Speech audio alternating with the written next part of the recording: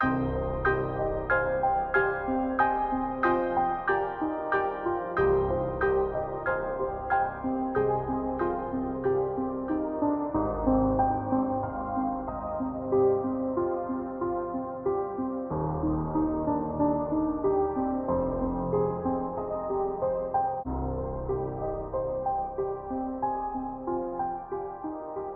of the great achievements of the modern world is the dramatic decline in slavery. Slavery is a moral abomination, but it had been practiced by pretty much every culture in every part of the world for millennia and millennia. And then in a relatively short period of time, just a few centuries, a blink of an eye in historical time, this widespread and unquestioned practice was challenged. It was put on the defensive, and then it was largely defeated in the civilizing parts of the world and relegated to underground status in the semi- and uncivilized parts of the world. But its legacy is still with us naturally, but it's also infecting our current cultural and political discussions. Now, partly it's an issue of the debates over the history of slavery and how to evaluate the past, but partly it is an issue of our debates about our self-evaluation and policies today. Now, both time eras, past and present, the question of one's moral status as an individual and as a member of a culture highlighted. What is your moral responsibility as an individual and as a member of some collection of humans? Does it matter what kind of collection we're talking about, whether you're born into it or whether it's one that you have chosen to belong to? Do the past practices of other members of those groups affect you? And if so, how? Now, slavery is a great moral stain on human history, but how should someone living today think about it? Decent individuals, that's most of us, take our history seriously. But there is an additional importance to the history as some politically motivated groups use past slavery as a guilt weapon against others. So, how should these guilt and shame charges be evaluated? Now, some history is relevant here, and the important point is that pretty much all groups across history practiced slavery. Everywhere you look, sub-Saharan Africa for a long, long time, millennia and millennia, both East and West, North African. You look at the Arabic cultures, you look at Persia, you look at the Indian subcontinent, East Asia, North Asia, the Eurasian landmass, the early Americas. Slavery is everywhere. The centuries roll along, the millennia roll along, and it's hard. It's useful to draw out a timeline rather, just to see how long the stretches of history that we are talking about and project that onto a map of the world to see just how ubiquitous the practice of slavery was and how unquestioned it was. Just relatively recently, we now call slaves in contemporary times, but that use arose perhaps about 1,000 years ago. There's an interesting historical etymological quirk about that. Why do we call slaves slaves? Well, partly it's because from Middle English and the Latin, so many people in European history were of Slavic origin from that part of the world, that name stuck. The particular ethnic group came to be more generically applied to people who had the status of slavery. Now, this is modern times, and I'm going to focus more on the North American debates, given my particular geographical location, so the debates that I'm most engaged with. And in modern times and for North America, it's the Atlantic slave trade from Africa that is the most significant. Millions and millions of Africans were enslaved and transported to the Americas, so naturally that looms large in our history. It's worth noting, though, that a smaller number of white slaves did come from Europe to North America. That number is estimated by scholars as being about 300,000 individuals. That's not an insignificant number, but it's definitely a smaller group and should not be overlooked as well. But if we're going to do a full look at slavery in modern times in the Atlantic trade, we have to focus on four groups. There are the slaves themselves.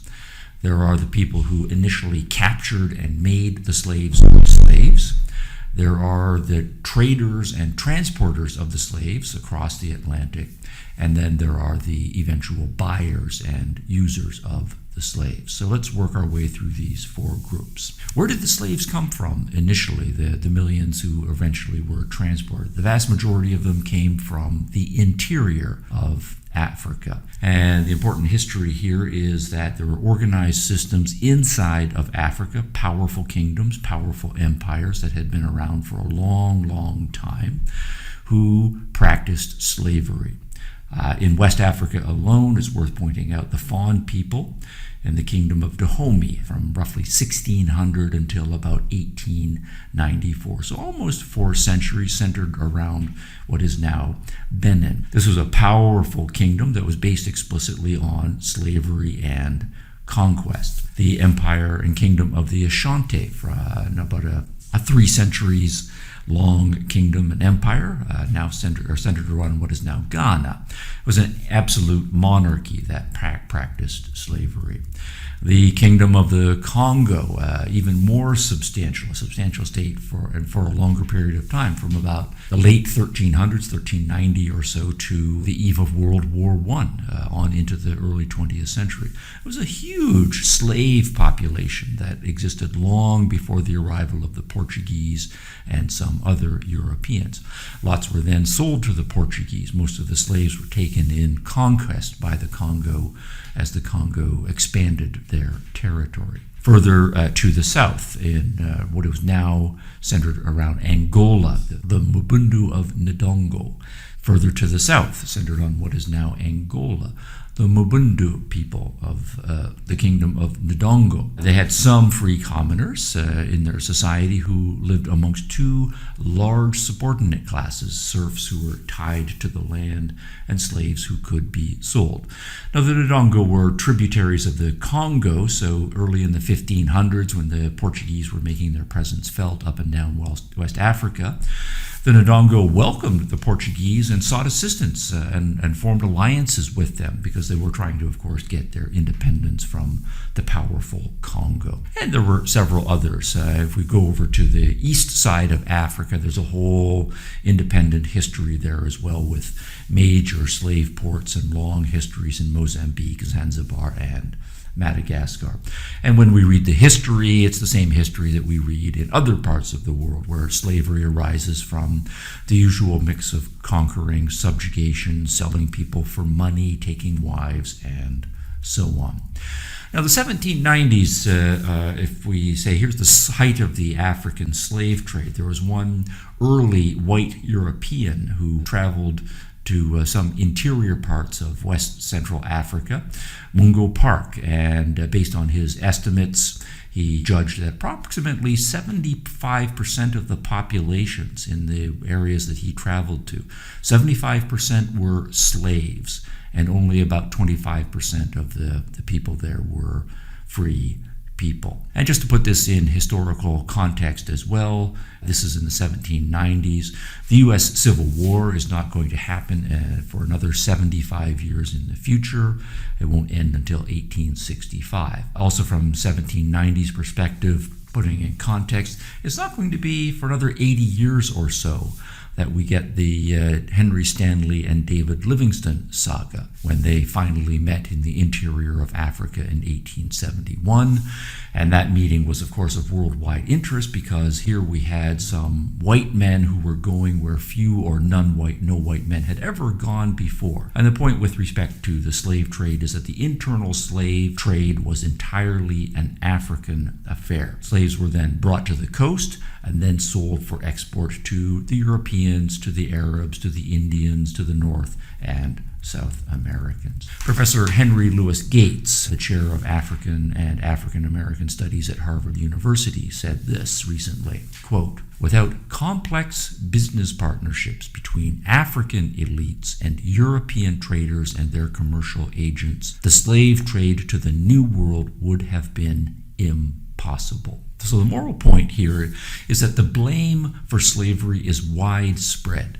It's not a European alone or American alone or African alone shame. And for those who think racially, it's not a white only or a black only or a brown only problem. problem. Internally to Africa, the stain of slavery is upon the many, many Africans across centuries who took slaves, used slaves, and sold slaves. And externally, from the slave ports in Africa to their destinations around the world, the buyers of slaves and the traders of slaves are also badly stained. Now let's look at some numbers, partly for perspective, because the numbers are shocking, but they're also important to evaluating ourselves in contemporary times. So if we go from roughly 1650 to 1860, that's about a 200-year stretch. Scholars estimate that approximately 11 million, but likely more, slaves were transported. Where they went, about 50% of the Atlantic slave trade was slaves who went to South America, largely Brazil. But about half of all of the slaves that came out of Africa went to South America. Another 41% went to the West Indies. Now that then is to say 91% of all of the slaves coming out of West Africa are going either to the West Indies or to South America. Where did the remaining 9% go? About 4% of them went to North America, about 3% went to Europe, and then about 2% went to Central America. Now, to me, when I first read those numbers, they were shocking because, of course, my focus as a North American has been learning on and hearing all my life about the slave practice in North America. But there's an issue here about how to process these ratios of, say 50% of the slaves went to South America and 4% went to North America. That's about a 12-to-1 ratio. How do we make that perspective judgment without denying the terrible responsibility of those who did it on a smaller scale? And we should be able to say two things, right? Slavery was a great moral stain to those who practiced it, but at the same time, there are huge scale differences to how much slavery was practiced in North compared to South America. But let's not forget the various kinds of analogies, right? You steal $100, that makes you a thief. But you steal $10,000, well, that makes you a thief, only worse. You kill a person, that makes you a murderer, right? You're a murderer. But if you kill 10 people, right, or 12 people, well, you're a murderer, but a much worse murderer. Now also, though, the historical evaluation does turn on the important things that started to happen, especially by the time we get to the 1700s. What's important in the 1700s, perhaps stretching back to the 1600s as well, is that for the first time in history, we see the beginnings of protests against slavery. And as a matter of principle, of course, in history, there were lots and lots of people who did not want to be slaves, but they didn't reject the practice in general, or they themselves, right, would have taken slaves if, say, the war that they had been captured in and made slaves, if the war had gone the other way. The principled objection to slavery is a huge advance into the moral credit of those individuals and nations who took those first steps. For the first time in history, we find moral condemnation about the predation and the collectivisms, the tribal, the ethnic, and racial versions of collectivism that were embodied in the practice of slavery. And the astonishing thing and the very interesting historical question is, why is this happening in the 1600s and the 1700s especially, and why only in a few particular places in the world? And the places that are most worth focusing on here are the early Americas, particularly the early North Americans, the British, and the French. So if we go to the Americas, colonies in the early 1700s, we find many of those who are starting to morally challenge the practice of slavery are Quakers and deists such as Benjamin Franklin and Thomas Jefferson. Thomas Jefferson is, of course, now a polarizing but very important transition figure here. Very good in the ideas and the intellectual advocacy, very strong in his moral condemnation of slavery, but quite weak in his activist follow-through and in personal practice. But to give a sense of his principled moral opposition to slavery, here's a line, quote, "I tremble for my country when I reflect that God is just, and that his justice cannot sleep forever. Commerce between master and slave is despotism. Nothing is more certainly written in the book of fate than that these people are to be free. Now, in the early generations of the 1700s, what we have is mostly some isolated individuals who come to be convinced that slavery is wrong. In the next generations, we start to find them becoming activists in the formation of societies when there's enough people, and this is especially in the 1780s, where there are anti-slavery societies coming into existence and starting to make themselves felt and noticed. Similarly, if we jump across the Atlantic to Britain in the 1700s, we start to see, again, some individuals and some pushback against slavery on moral grounds. There's the very important 1772 Somerset case in which a judge found that chattel slavery was not supported by British common law. 1770s. Wilberforce in the 1780s, part of an emerging anti-slavery society. In 1789, when he became a member of Parliament, he spoke vigorously about the wretchedness and inhumanity of the slave trade. And the point is that at that point he was largely a lone voice speaking in Parliament, and his words fell largely upon deaf ears. It took Wilberforce and his allies 2 decades of activism, and the result was that about 18 years later, Parliament finally passed its Act for the Abolition of the Slave Trade. And here's a short excerpt from 1807. Quote, "Be it therefore enacted, right, from and after the first day of May 1807, the African slave trade and all manner of dealing and trading in the purchase, sale, barter, or transfer of slaves, or of persons intended to be sold, transferred, used, or dealt with as slaves, practiced or carried on in, at, to, or from any part of the coast or countries of Africa, shall be, and the same is hereby utterly abolished, prohibited, and declared to be unlawful."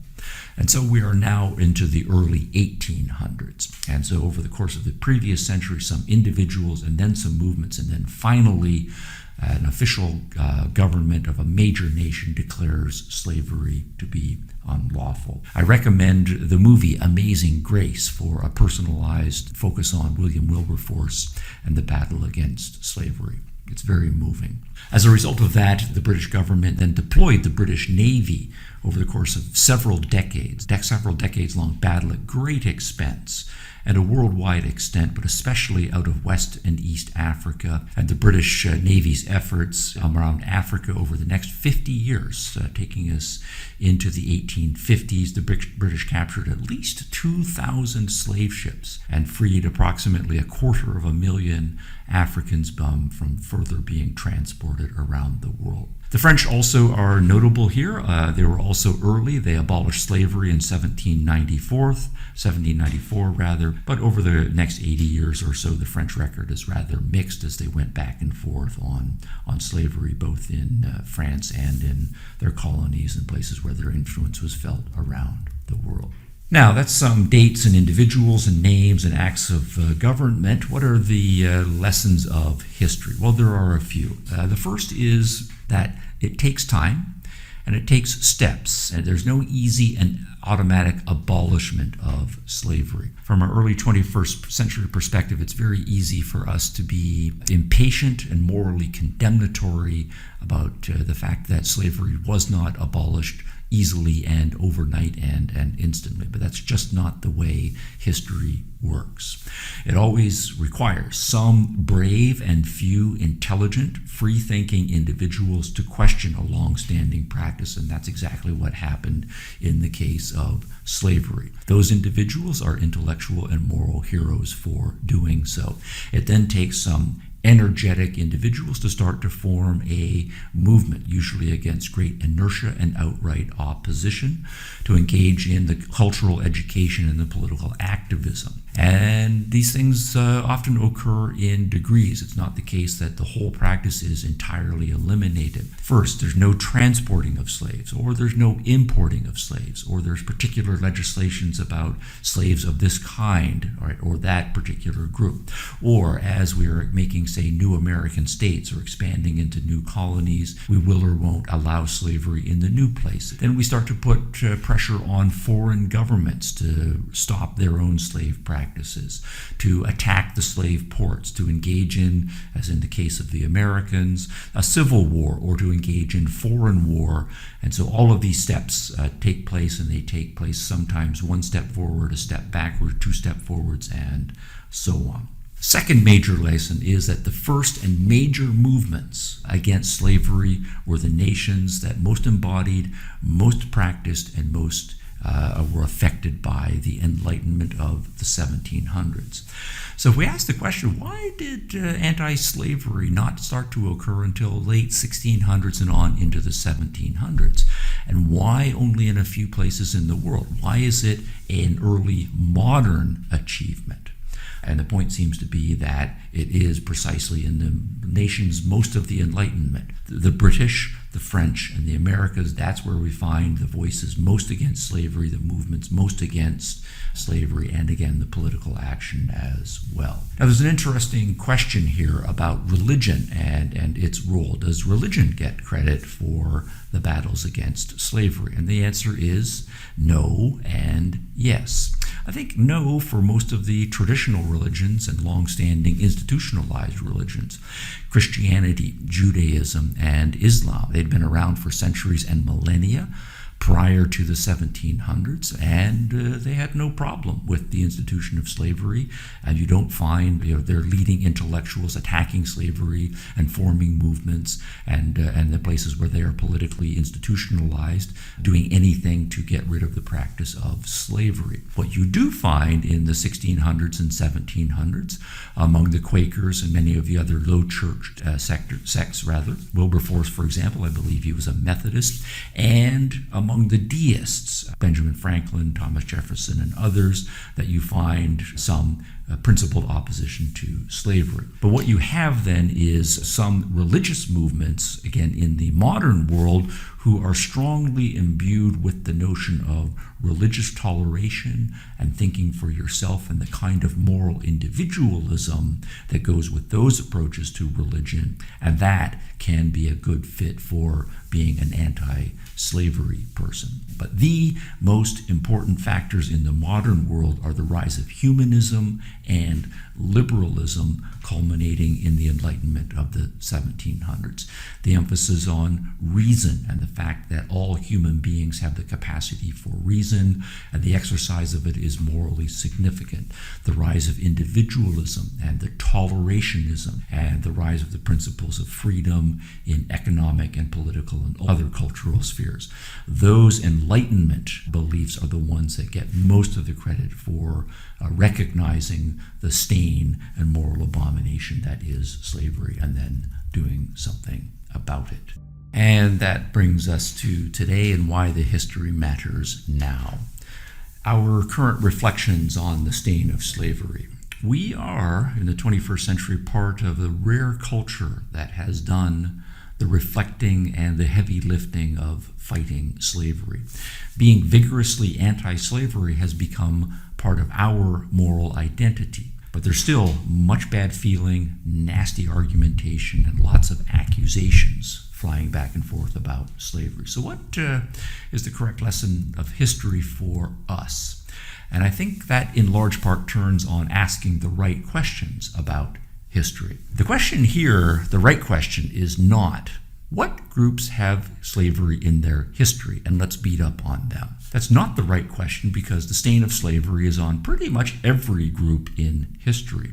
The important question is, what groups initiated the fight against slavery? Who did the most to abolish it and eliminate it? And the astonishing thing here is that first it's only a few individuals and then a small number of cultures who first questioned and opposed and largely eliminated slavery. Those are the historically and morally interesting people and their descendants. Now, among all of the descendants here in the contemporary world groups, of course, if we scan the world, we find there are many cultures and nations around the world that don't much question or worry about their history of slavery and related bad deeds. I think that's an amoralism. There are some cultures that actively deny their groups and nations bad deeds historically, including their past practices of slavery and subjugation of others. That's a bad faith historically, and that's immoral. But there are a significant number of cultures that actively question and debate their own history of bad deeds, including slavery. This is most nations in Western civilization, and I think they are deserving of much moral credit for doing so. But there also is among us a group of those who selectively attack other groups for their history of bad deeds. For example, those who will say, for example, that Europeans, right, or Americans, or white people, or whatever, are especially evil for their history of slavery. And in this latter group, there is a perverseness that's worth investigating, in part because most of them are ignorant of history, but most importantly because I think for them morally is being deployed rather selectively and as a strategic weapon. It's perverse because morality can only be used as a weapon against people who take morality seriously in the first place, but too often the slavery history weapon is deployed to use people's sense of morality against them. And a big part of the perverse strategy is especially prevalent among the enemies of the Enlightenment, the enemies of liberalism and capitalism, and that's perverse because it's the Enlightenment, liberalism, and capitalism that deserve most of the credit for eliminating slavery. But there's a question here about moral philosophy and how we properly apportion credit and blame, pride and shame. When we look to past generations, we should look at the individuals involved, the organizations that endorsed slavery, including governments. Any buyers and any slavers, any sellers of slavery, they're all equally morally responsible for the practice of slavery. We should identify those individuals, those organizations, and blame them. But on the other side, there are many individuals and organizations, including governments, that are involved who engaged in principled opposition to slavery. There's also, of course, in past, the slaves themselves. Those slaves who were willing to enslave had the tide of history gone the other way in their favor. They do get some sympathy for their slave state, but the moral evaluation does not extend beyond that. Now, in this group then, Wilberforce, Franklin, and Jefferson, the judge in the Somerset case, and so forth, those individuals can be focused on, and moral credit mostly can be apportioned to them for their principled and early historical opposition to slavery.